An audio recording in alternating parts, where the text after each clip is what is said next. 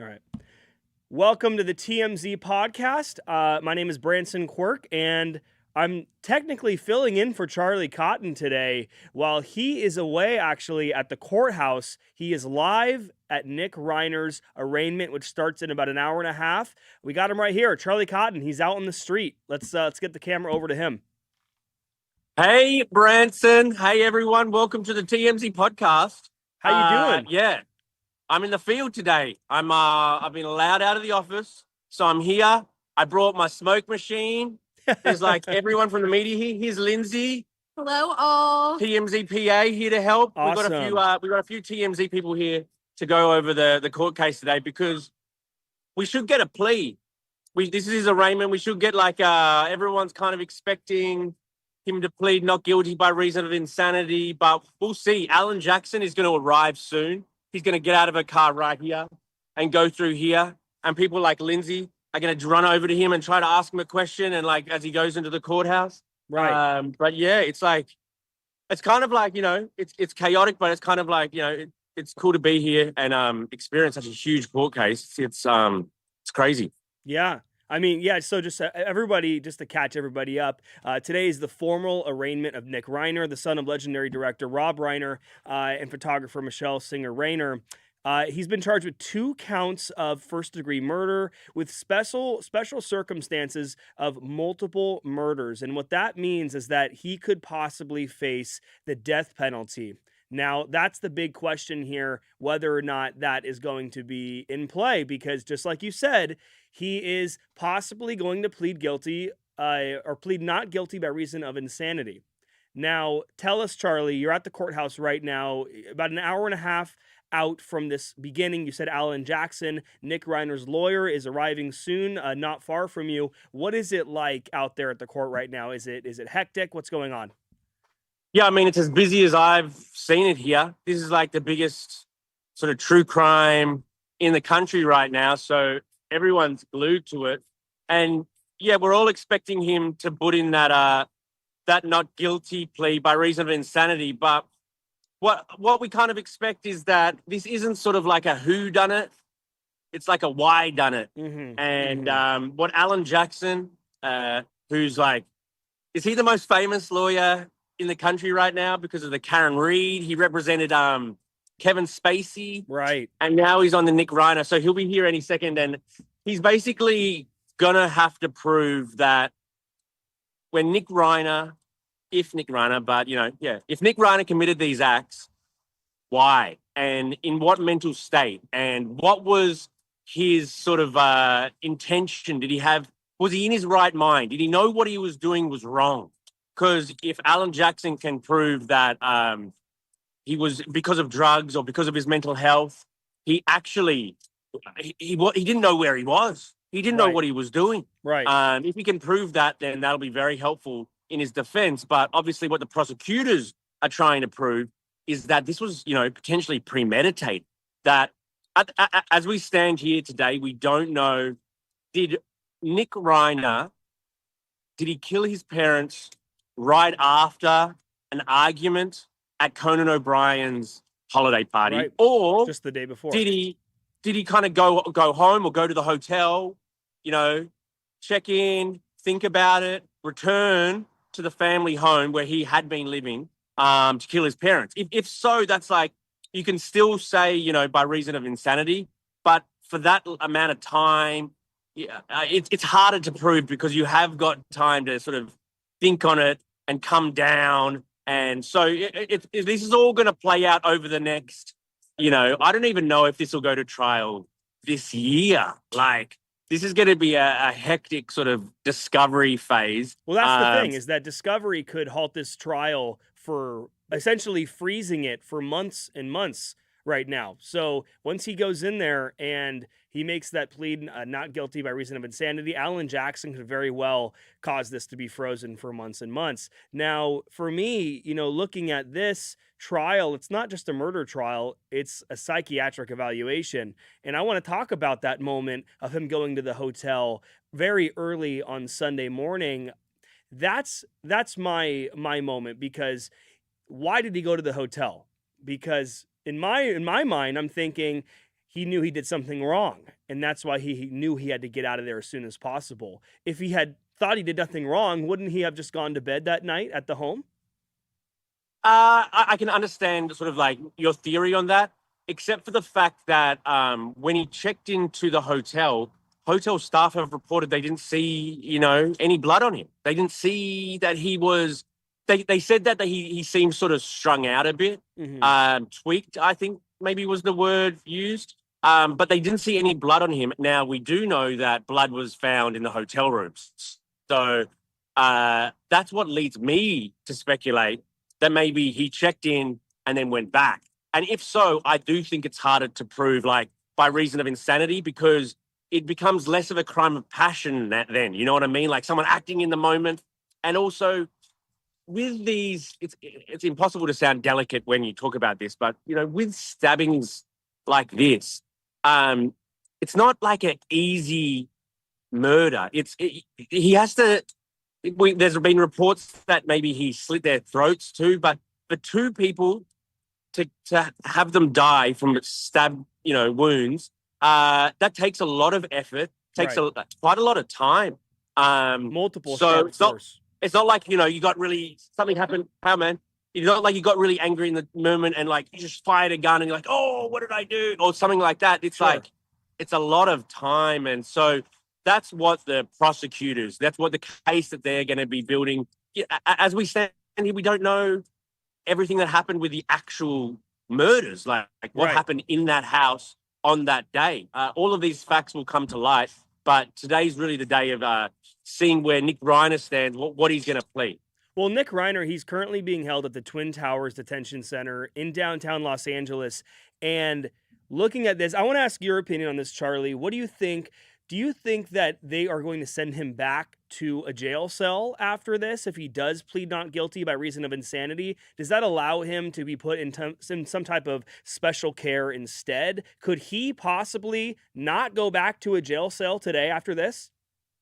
No, I think that's where he'll be returning. I mean, if he gets found not guilty by reason of insanity, then maybe, they'll send him to some place where his mental health can be looked after, as well as him not being free to roam about the public, but they'd prioritize his mental health over punishment, say. But as we today, we're not there. He hasn't been found not guilty. He's charged with these things, so he will return to the jail, but this time without his suicide smock, which he has been required to wear for 2 weeks now. He's been required to wear it, and as is the law, if you don't try to harm yourself or show signs that you want to, for 2 weeks wearing this suicide smock, then they take it off. So, but they're still keeping him in high observation housing. Guards are still keeping big eyes on him until a judge rules otherwise. But that's really interesting to me that they take your suicide smock away after 2 weeks. Now, if I was suicidal, and a lot of people might know that, wouldn't you just wait the 2 week period? I feel like that's kind of a risk. Yeah, I was surprised. I hadn't I might be here at the courthouse, but I'm no legal expert. Yeah, I do celebrity news, but I was confused too that 2 weeks is cool to take it off then. I don't know. In fact, I thought that if he is going to plead not guilty by reason of insanity, why take it off at all? Leave it on. That could be helpful in the defense, but we'll see, because I'll be in the courthouse. I'm going to go up there. Oh my God, this building's so tall. I'm going to take this off here. Yes. I'm going to go. Charlie, walk us around. Show us around. Should I walk you around? Should I give you a bit of a tour? If anybody just joined, Charlie Cotton, our host of the TMZ podcast, he's on location at the courthouse of Nick Reiner's arraignment, which starts in about an hour. And he says that it's possible Alan Jackson, Nick Reiner's lawyer, may arrive where he is currently standing. It's a hectic scene. Lots of reporters. Any second now, we'll see Alan Jackson come down one of these gates. But do you have your questions prepped, Charlie? Do you have questions prepped for that, just in case? Yeah, I got some questions prepped. What's Nick Reiner's mental state right now? We don't know. We don't know how he is right now. We know that he was pretty obviously messed up at the time, but right now, how's he doing? He's taking off the suicide smock. Maybe he's doing okay. We'll get to see him at one of these rooms up here in about an hour. I don't think last time cameras weren't allowed to film Nick. I'm not sure if today they'll be allowed to film Nick. Probably not. Depends what the judge allows. But I'll just walk you through, like, there's just so much media here. It's kind of interesting just to be part of one of these big court cases. Here's Lindsay, TMZ PA, here to help us out. Awesome. Oh, here's my colleague. Oh, there's a protester here, which is kind of annoying. Oh, there's protesters in LA? Really? It's a Trump protester. He's a Trump protester. Here's my colleague, Jake Munoz. Hello, Jake. One of Jake TMZ's is the finest. he's setting up for the press conference right now. Got you. I don't want to give this protest any more air, but I'll just walk through the end of this. TMZ, the moving zebra. What's up, man? No, man. So here we go. This is where we'll walk You in. guys are cool, okay? I will not interfere with you guys. Hey, thank you, man. Wow, he likes Some TMZ. TMZ fans out there at the courthouse. This is where he's gonna walk in. Okay. Trump wants your. Oh, I'm not gonna read the end of it. Is this the protester? Yes. So yeah, here we are. We're down. It's downtown Los Angeles. This is also the place where the David court case is going to happen on a different floor. Wow. So this is where all the stuff happens. The big stuff happens legally here in LA. It's gonna be so interesting though, because this court case may go on, as I said, for a long time. And yeah, people are just fascinated. People are fascinated with this. They think, what would Rob and Michelle want? What would Rob and Michelle want out of this? I don't think they'd want their son to Well, that's face why the death many penalty. people think that there should be cameras inside of the courtroom, because that alone will give the public some insight into and be able to give some level of support or not, because we know Rob Reiner, how loving of a person he was. And one thing that's really interesting that supports him not getting the death penalty is the fact that the last person that Michelle Reiner spoke to was actually a death row inmate. And Yeah. they had been exchanging emails. We just reported on this. And this email from her actually didn't make it to this death row inmate until days after the murders. And when this person found out about this, he was completely shocked. So the fact that they are, supportive of people in jail that are facing that exact same verdict makes you wonder and believe there's no way they would want their son to have to go through that. Oh, no way. No way. I mean, to begin with, they're really progressive people. So they probably don't believe in the death penalty at all, let alone for their son, who they knew was a pretty messed up individual for most of his life, and was tortured on the inside. And it had horrible effects on the outside, allegedly. But I don't think they'd want their son to suffer like that. And yeah, they had a relationship for 10 years, like a pen pal relationship with a death row inmate. So they have sympathy or empathy for people in that position. I don't think that the death penalty isn't even really. People talk about it, the media talks about it, but I highly doubt he'll face that. Does it ever really happen in California, the death penalty? Very, very rarely, if especially ever, with a controversial case like this. Super controversial. Oh, here's my colleague Alexa. Let me just get my one colleague of Alexa on. TMZ's news desk reporters. Alexa. Hello, Alexa. Alexa's made it. Also Alexa's a made it. podcast host of Previously On podcast at TMZ. Previously on? Yes. Reality Yes. show. Check us out for all the reality TV. So guys, Alexa's going to be in the to courthouse. everybody- Alexa's going to be up there in everybody- the courthouse today. to everybody Go on. listening, please tell us what's it like at the courthouse right now. Again, Charlie Cotton, Alexa, they are both at the courthouse for Nick Reiner's arraignment. Starts in about an hour. Tell us What is are it you like? expecting today? Alexa, tell us what you're expecting today. Yeah, below it. You're way taller than me. Sorry, you go. I don't really know what to expect. I think we are expecting a plea of some sort. Of course, we've previously reported that there's potential that Nick might plead insanity. So I guess we'll just have to kind of see how that happens. I'm not expecting the cameras being able to film him. So I'm looking forward to be able to see his reaction, his mannerisms. And yeah, definitely catch it on TMZ to see what that's like. So I guess we'll see. We've got a lot of reporters here. A lot more than last time. So Wow. Well, I mean, this is an earthquake in Hollywood. I mean, just a few days ago on the Critics' Choice Awards, Chelsea Handler gave a shout out to the Reiners after this horrendous occasion. Right. So what I wonder is whether or not Nick Reiner's family, Jake and Rami, his siblings, are also going to be at this arraignment today. Totally. Yeah, I was just thinking the same thing. Definitely keeping my eye out. I don't know if they're gonna show up. They obviously weren't at the other ones, but this one is clearly a little bit more certain. So I don't know. It'll definitely be interesting. And this may Here we be go. the only Alexa. actual hearing we're going to have for months, possibly, because like we just said, it's going to be frozen for some time if he does plea insanity and gets their way. For sure. Correct. Yeah, I mean, we're gonna find out a lot of the details that we don't know. A lot of the how, what, where. I that's all gonna come out. Are we expecting that today or not today? No, I think today is just going to be a plea, and then if it goes to jury, then that'll be when more of like the evidence and stuff comes out. But yeah, for now it'll just be his plea, which is no context, guilty or not guilty by incident. So. All right. Nice. I'm gonna go secure a spot Go upstairs. secure a spot. It was great to see you. All right, see you soon. So Alexa's just going to go through security there and then up the elevator to where the court case takes. And it's crazy when you sit outside the courthouse because Alan Jackson's just there chilling, getting ready for the case. I don't know the prosecutors by name, but apparently they're really good. And they're like chumming it up with each other, like they're just at work. You know what I mean? They're at work. They got to verse each other, but they're kind of colleagues. It's interesting to see that sort of stuff.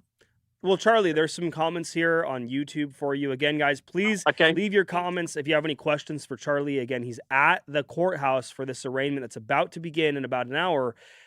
Charlie Cotton, let's look for a comment about you. Someone said, Oscar said, Charlie, what's up, brother? Someone else said that Charlie's the most underrated cast member of TMZ. I don't think you're underrated. I think you're appreciated. I'm pretty appreciative. I think people like to dunk on me because I'm good spirited about it, so I get dunked on a lot. Another Big Peeps Funny Bone said, "Are you going to be able to be inside the courtroom at all, Charlie?" Yeah, I'm gonna go inside the courtroom. We'll once I'm done here, I'll go upstairs, join Alexa, and what happens from that point is us in the media, we will get it's almost like you're at a fair getting a ticket for a ride. We'll all get our tickets with you got here third, you got here seventh. There's your number 7 ticket. And then when everyone's ready, when Alan Jackson's gone in, when Nick Reiner Nick Reiner's going to be in one of those boxes you sometimes see on TV. Right. He'll be in a box. Alexa just said that she doesn't think, cameras are going to allow her to record him. So, I mean, I guess her and I will have to paint a picture as the rest of the media will. Actually, there'll be those court artists there. There'll be a sketch artist in there, I'm sure. But yeah, so that's going to kick off in about sort of 45 minutes. And we'll take it from there because if it goes the way we expect, not guilty by reason of insanity, then I suppose the next steps will be Alan Jackson really putting Nick Reiner through a rigorous psychological test. As we know, he was, deemed... we had some mental health challenges weeks before. Well, he was diagnosed with schizophrenia officially, and then weeks up to this horrendous murder, his medications were changed. And what we're told by sources is that he was, quote, out of his mind once those medications were changed. Now, what I want to know is actually more about the Conan O'Brien party because it's so close to the actual event of what happened. There had to be multiple signs that day from a lot of the guests that were attending that party. Oh yeah, people were freaked out at that party reportedly. Some people thought that this kid had wandered off the street into the party. They didn't know that he was Rob Reiner's son. It was just this guy acting all weird. But you would never know. but you'd never know that somebody like that would do something like this, especially someone as big as Rob Reiner and Michelle, their own son, going home after this party and slitting their throats. You really can't blame anybody but Nick, essentially, here, unless he really was out of his mind. Well, I mean, that's actually a very key sort of phrase, out of your mind. Was he out of his mind, or was he in his right mind? Like, clearly being drunk wouldn't be a defense for this sort of stuff, even though you're a little bit out of your mind. But, you know, how much more does it rise from that? Was he taking these prescription pills that his doctor had given him for, you know, these new conditions they had discovered and diagnosed? And we all know that when we start some new sort of medications, sometimes we don't feel right, and we're a little bit, you know, not out of our minds, but you can relate in some way that medication does change the way your mind works. And so if Alan Jackson can prove that this new medication, potentially coupled with maybe illicit drugs, coupled with the fact that, this guy's schizophrenic. But that's the issue, is that illicit drugs. The prosecutors are going to have a field day bringing up the fact that he did abuse and have a substance abuse problem. Now, combining that with your medication, like, for example, I'm on a heart medication right now, and if I go and drink 1 glass of wine, it makes me impaired to the level of blacking out, just 1 glass. So that would be on me in the eyes of my insurance if something happened to me, right? Yes, I do. I do Argument. agree with that, but maybe that sort of defense, instead of getting him on first-degree murder, maybe then you could argue it down to sort of second-degree murder, because he wasn't really... I agree with you that it doesn't sort of like get rid of all guilt, potentially, but maybe it does impact, you know, the level of first, second, you know, whatever degree. But this, obviously what they want is not guilty. Right. Even though it'll be pretty clear who did it.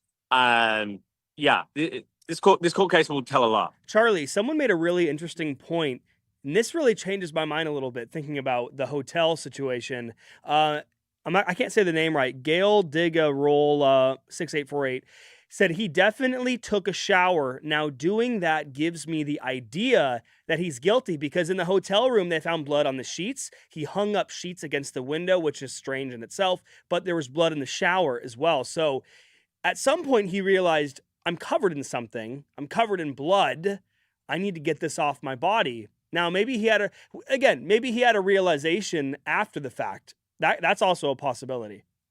Right. I mean, maybe he just like he felt dirty or unclean, and he wanted to maybe it's not him trying to get away with something. Maybe it's him just trying to clean up. But when you paint a picture of some guy hanging sheets on the windows and like all this blood stained around the room, that makes me think like a maniacal, someone who's crazed a bit. I think Alan Jackson might lean into this guy boarding himself up, because that does paint a picture of some person who's not thinking clearly. And thus, did they have the intention to kill? Did they did they know that what they were doing was wrong? Or were they so sort of messed up that they couldn't conceive of rightness and wrongness in their mental state? It's going to be interesting. I better actually, it's about time that I go and sort of like do my other job. Sure. So I'm gonna go upstairs in a second, get my ticket. I'll sit down there in the court case, see what Alan Jackson and the prosecutors, and I wonder if Nick Reiner, there he is. Come over here, Jake. This is Jake, by the way. Jake has the had best some of the TMZ biggest TMZ camera moments of all time. If anybody needs to know. What was his camera moment? I mean, he's gotten some big celebs. I'm not going to be put on the spot here, Charlie. You're trying to set me up, because you also have some great moments too. Name one. Name one of either our moments, Brandon. Okay, Charlie Cotton, I can name the fact that you got John Voight to bite your pencil. John Voight bit my pencil once. That's not a euphemism, by the way. It was an actual pencil. If you've seen Seinfeld, you know. I'll combat that with Mel Gibson launching a vicious attack on Kamala Harris. That was a good one. Wow. Yeah, that Donald Trump posted that. Wow. Just saying. I don't know if he posted the pencil. He got a Trump retweet. He did get a But Trump I'm a retweet. Seinfeld fan, and the John Voight pencil incident, I Yeah. Branson always brings up the John Boyd pencil incident. Wow. That's incredible. Well, Charlie, all right. last question for you really quick. Do you Go on, think go on. if he pleads not guilty by insanity and he, he's put in a medical facility instead of jail for the rest of his life, do you think there's a possibility that he could ever walk free again? Yeah. I mean, he is, how old is he? He's early 30s. 32. I don't know how long they would give him in some sort of mental health institute.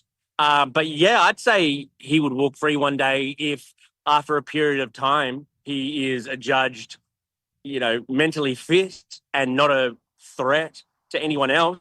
100%. And there's plenty of cases where someone is going through something really tough mentally, does something completely out of character, regrets it the rest of their life and never looks to offend it. That does exist. So we've got to be open-minded about that possibility if it goes that way. Maybe it doesn't go that way. And it's first-degree murder, and it's clear that. And it doesn't matter what he was going through. It's clear. Maybe it goes the other way and he gets, life in prison.